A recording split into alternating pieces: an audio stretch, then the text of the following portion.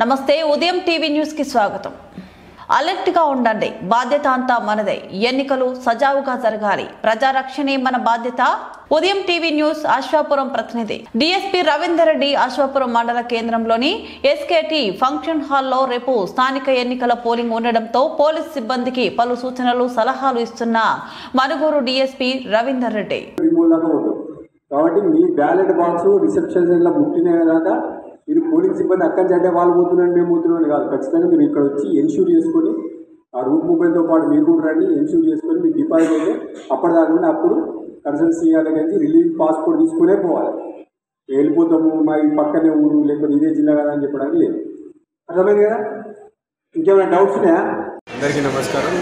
Manuguru sub division పరిధిలో రేపు గ్రామ పంచాయతీ ఎలక్షన్ నిర్వహించడం జరుగుతుంది. ఈ సందర్భంగా మేము ఒక డిఎస్పీ 7 సిఐలు 16 మంది ఎస్ఐలు 520 మందిని పటిష్టమైన బందోబస్తు ఏర్పాటు చేయడం జరిగింది.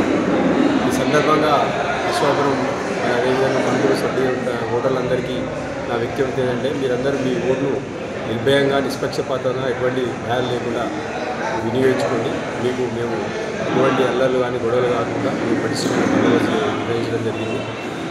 అదేవిధంగా ఈ ఎలక్షన్ అయిన తర్వాత ఈ 17వ తారీఖు వరకు ఊరేగింపులు కానీ ర్యాలీలు కానీ అనుమతి లేదు. ఎవరైనా ర్యాలీలు కానీ ఊరేగింపులు కానీ చేస్తే వారిపైన చట్టంగా చర్య తీసుకోబడుతుంది. ఊరేగింపులు ర్యాలీలు 12వ తారీఖు తర్వాత లోకల్ పోలీస్ పర్మిషన్తో చేసుకోవాల్సిందిగా విజ్ఞప్తి చేస్తుంది. Thank you.